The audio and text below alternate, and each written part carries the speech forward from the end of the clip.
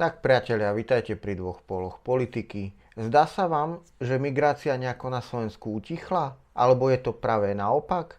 Dozviete sa v tomto videu. A ďakujem promptnej reakcii občianskému združeniu a telegramovej skupine Hraničné hliadky, ktorí mi napísali aktuálnu situáciu z našich hraníc, tak teda si vypočujme, čo mi napísali. Počet zadržaných cudzincov na nelegálnej migrácii na území Slovenskej republiky z územia Maďarska k dispozícii po okresoch. Pozor, toto nie sú údaje, koľkým sme potvrdenie na zotrvanie na území Slovenska vydali.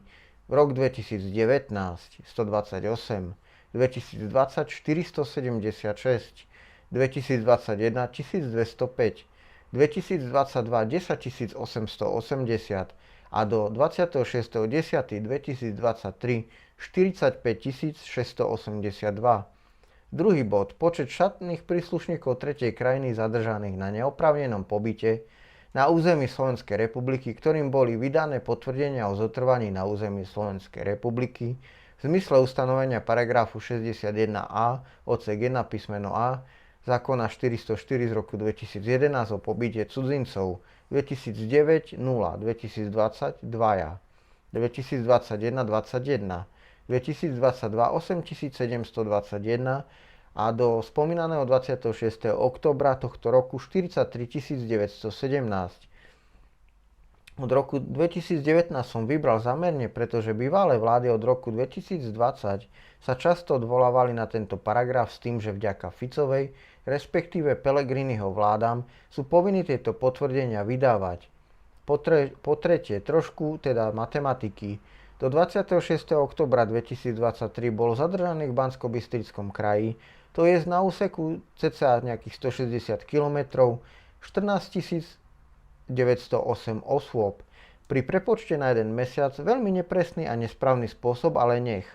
To je 1491 osôb. A ani na tento kraj prenajmu jednu bývalú výrobnú halu o výmere 655 m2.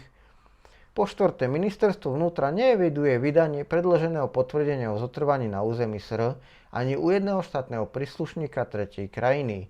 Po piaté, týkal sa zoznamu všetkých hraničných priechodov medzi Slovenskom a Maďarskou republikou. Odpoveď vláda Slovenskej republiky v zmysle nariadenia 388 2023 zbierky zákonom, ktorým sa dočasne obnovuje kontrola na vnútornej hranici SR s Maďarskom, neschválila zoznam hraničných priechodov, na ktorých by bolo možné prekračovať hranice počas trvania dočasného obnovenia kontrol na vnútorných hraniciach. Kontroly boli predložené nariadení vlády číslo 395 z roku 2023, keď vláda Slovenskej republiky pri aktuálnom dočasnom obnovení kontrol vnútorných hraníc s Maďarskom neurčitý zoznam hraničných priechodov, na ktorých by bolo možné prekračovať vnútorné hranice, neobmedzila tým možnosť prekračovania tejto hranice len na určité miesta, na rozdiel napríklad dočasného obnovenia kontroly na vnútorných hraniciach v roku 2020. Moja poznámka COVID obmedzenia. Kedy takéto miesta boli určené? Osoby oprávnené zdržujúce sa na území členských štátov šengenského priestoru môžu prekračovať vnútorné hranice s Maďarskom na ktoromkoľvek mieste. Po šiesté, pozrel som sa na akciu nového ministra Matúša Šutaja Eštoka. Diel 1. Kontrola hraníc 30.10. v čase od 18 do 20.00. Slovenské ďarmoty, hliadka na hraniciach, ktorá každého auta aj osobného pri dodávkach kontrola zadnej časti Vrbovka, nový most aj pre auta, hliadka na hranici plus zabrana, tuším, že most ešte nie je skolaudovaný. Peťov, cestný priechod, hliadka vzdialená zhruba 1 km od hranice, zastavujú každého, ale sú mimo hranice. Vzhľadom na ostatné zistenia to možno považovať len za zlyhanie tej hliadky. Bušince most, priechod pre peších, bola tam hliadka.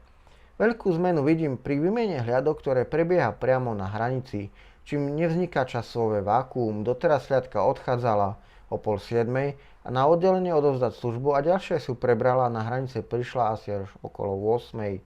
Hliadky sú podľa evidenčného čísla z celého kraja plus samozrejme vojaci. Druhá časť kontrol. 1.11. v čase od 18:30 do 20:00. Slovenské ďarmoty, hliadka na hranici, sedeli v aute za 20 minút.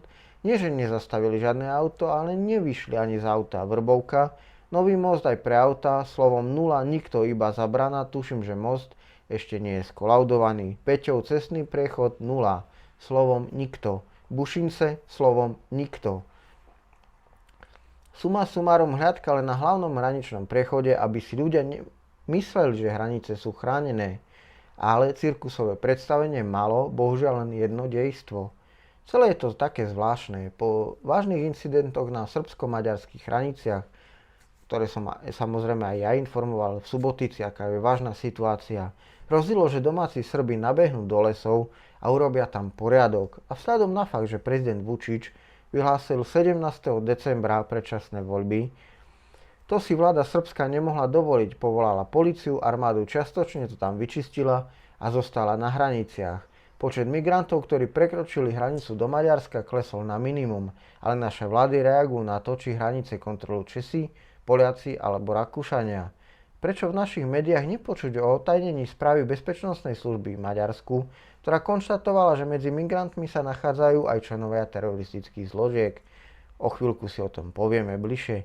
A na záver už len doplním odpoveď ministerstva vnútra týkajúca sa príspevku administrátorov Davidka Puchovského hoaxov a podvodov polície, kde som žiadal na základe aké právnej normy uverejňujú príspevky, ktoré nejavia známky apolitickosti. Odpoveď po preverení s odborom komunikácie a prevencie prezídia policajného zboru vám uvádzame nasledovné. Administratóri facebookovej stránky hoaxov a podvodov polície neuverejňujú statusy, ktoré javia známky apolitickosti. Tak tomu už komentáre netreba. Tak poďme sa teda pozrieť na tú srbsko-maďarskú hranicu. V otajnenej správe maďarských bezpečnostných služieb o stave národnej bezpečnosti a prepojeniach medzi migráciou a terorizmom sa uvádza, že teroristické bunky by mohli prevziať kontrolu nad nelegálnymi migračnými trasami, vrátane tej cez západný Balkán, ktorá vedie do Maďarska. Správa odhaľuje, že medzi pašeráckymi gangmi v Srbsku, ktorých aktérmi pochádzajú najmä z Afganistanu, rastie konkurencia a ochota použiť násilie. Spravodajská služba Talibanu prevzala priamu kontrolu nad činnosťou skupín obchodujúcich s ľuďmi afgánskeho pôvodu, ktoré pôsobia na území Vojvodiny. Uvádza sa dokument. Doplňa sa tiež, že na maďarsko-srbskej hranici polícia každú noc zmári 1000 až 1200 nelegálnych prekročení hraníc. Napríklad v auguste bolo na jednom mieste za hodinu odhalených 293 nelegálnych prechodov. Podľa správy maďarskej polície počet zatknutých a vrátených nelegálnych migrantov do Srbska prekonal v 40. týždni tohto roka rekord a dosiahol 5606 osôb. Maďarsko stále zohráva tranzitnú úlohu v procese migrácie, preto mu z krátkodobého hľadiska nehrozí vznik tzv. Uzavretej sociálnej skupiny, no z dlhodobého hľadiska by saturácia krajín, ktoré sú konečnými destináciami migrantov, mohla ohroziť tzv. Periférne štáty, čo by zásadne zmenilo stav verejnej bezpečnosti v krajine, uvádza sa v správe. Tempo migračných pohybov sa v súčasnosti rozširuje, keďže stále viac a viac ľudí sa snaží dostať na západ pred príchodom zimy, zatiaľ čo úrady v balkánskych tranzitných krajinách sú na svojich územiach udržať najmenej migrantov, čo najmenej migrantov. A teda poďme sa pozrieť ešte do Albánska. Albánsko dnes súhlasilo, teda 6.11. dnes súhlasilo s tým, že bude dočasným útočiskom pre tisíce migrantov, ktorí po príchode k talianskym brehom čakajú na rozhodnutie, či im azyl udelia alebo nie. To poskytlo v Albánsku zamorskému susedovi Talianska určitú úľavu pri zvládaní neustáleho prílevu migrantov z Afriky. Táto iniciatíva bola oznámená po stretnutí talianskej premiérky Giorgie Meloniovej a albánskeho premiéra Ediho Ramu. Na základe dohody bude Taliansko financovať výstavbu 2 centier v Albánsku, ktoré budú môcť naraz prijať až 3000 migrantov. V pláne nie sú zahrnuté ženy a deti. Ak Taliansko nepríjme žiadosť migrantov o azyl, Albánsko ho deportuje. Podľa Giorgie Meloniovej Albánsko zabezpečí vonkajšiu bezpečnosť pre obe centra, ktoré budú pod talianskou jurisdikciou. Meloniová uviedla, že ak by bola žiadosť o azyl vybavovaná rýchlo, prešlo by procedúru až 36 000 migrantov ročne, avšak z územia Albánska, čo by odbremenilo preplnené centra v Taliansku.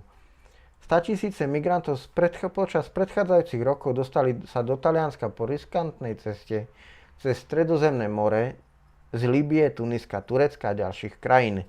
Taliansko doteraz väčšinou marne hľadalo podporu ostatných členov Európskej únie na zvládnutie tohto veľkého prílevu migrantov a dnes sa obrátilo na Albánsko, ktoré chce vstúpiť do únie. No, poďme si teda pozrieť, čo to teda znamená. Ako vieme, Albánsko je tiež veľmi skorumpovaná krajina a vláda albánska, ak bude prinútená Nemeckom, ak Talianskom alebo Francúzskom, ak bude chcieť vstúpiť do EÚ a im dajú podmienku tieto veľké krajiny, ak chcete do EÚ, priatelia albánsky, tak púšťajte ďalej cez balkánsku trasu a my vám za to zaplatíme. A skorumpovaný režim v Albánsku veľmi rád bude súhlasiť. Čo to teda znamená? Opäť ohrozenie našej bezpečnosti, či maďarskej alebo srbskej. Len toľko, priatelia. Som zvedavý na váš názor a ďakujem ešte raz telegramovej skupine hraničných hliadok. Veľmi pekne ďakujem. Váš Miťo, Pepe.